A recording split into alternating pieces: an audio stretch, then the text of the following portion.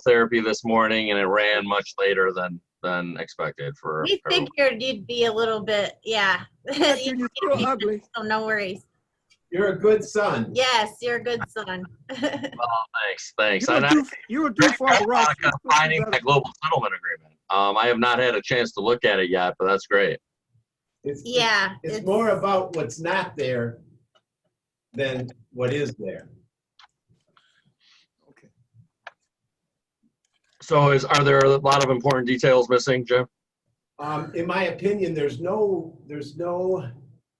discussion about DIRT and that organization and their agreement.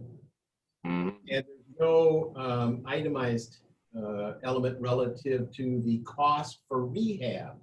So we literally put out 23 million something to divest in an effort to have the third party purchase the Ottawa Towers, which is all fine and well and good, but the Ottawa Towers would only have value to someone if the rehab was spoken for. Right.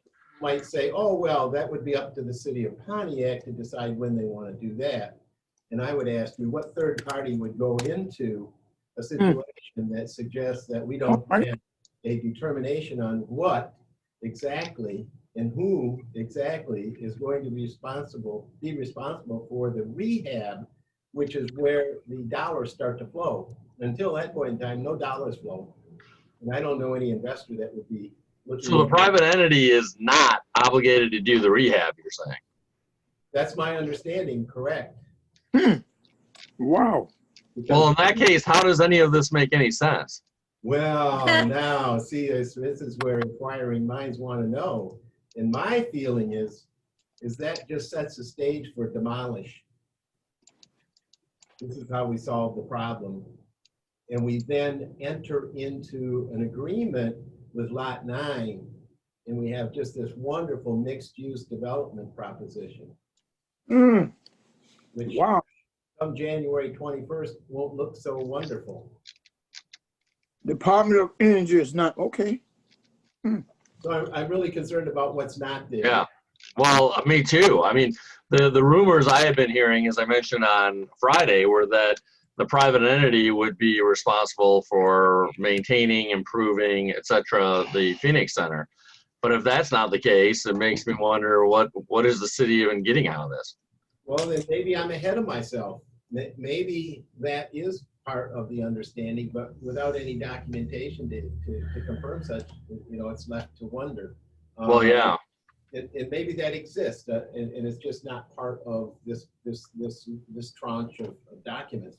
But nonetheless, that would mean that they're willing to spend near 20 million additional dollars for the purchase of Ottawa Towers, and then subsequently for the rehab of 16. So, well, that's in excess of 20 million. That's more like 30. That's interesting. That's quite a load. Well, yeah. I would be interested to know what they feel the return on that investment truly is, if that's the case, given that they have some rents accruing on behalf of the state of Michigan if the state of Michigan doesn't get smart and say, we're all going to work from home. I assume that's going to be part of their mantra at some point in the future, because those are the very kinds of jobs that will be being done from home. And then I'm wondering what their strategy is for the non-traditional, we work from home, we learn from home world. Right. Versus office space in downtown Pontiac. Yeah. Well, no, that's, I think, a big challenge facing downtowns in general, central cities in general. Right. It's actually, for in a way, unfortunate reasons, affecting Pontiac maybe less than some places, because Pontiac doesn't have much office space downtown, is the sad truth of it. But Pontiac does have office space at United Shore Mortgage, for example, and some other locations, not downtown. But I think the likely continuing trend or accelerating trend of working from home could really hit Detroit, for example, very hard. I agree. I agree. I mean, the combination of the unfortunate situation with Dan Gilbert's health and, the work from home and the pandemic and we're not moving to cities and the hiccup that produces, which just memory, to erase that from someone's memory alone is a couple of years, let alone living out, the unfortunate situation that we find ourselves in, Right. which is a year or so out. So 5 years would be a reasonable thing to say, well, we will know something in 3 and live it in 5. Yeah. No, that's right. Well, I'm very concerned about what you're saying here, Jim, about this agreement. Does the agreement, I mean, there were, let's see here, these are meeting minutes, I guess, is where this is located, right? Right. And so are they the meeting minutes from, 11 to 64 on pages in the agenda doc. right, but I'm trying to figure out if they're just from last Tuesday's meeting or if they're also from Saturday's meeting. They are from Saturday's meeting. Okay. Well, that's a big problem because there were two, well, let's see, are they from Saturdays? Because I'm looking at I don't actually see that on the meeting minutes here. Well, the Saturdays was what, the 21st? Yeah. Monica's going to pull them up. Okay.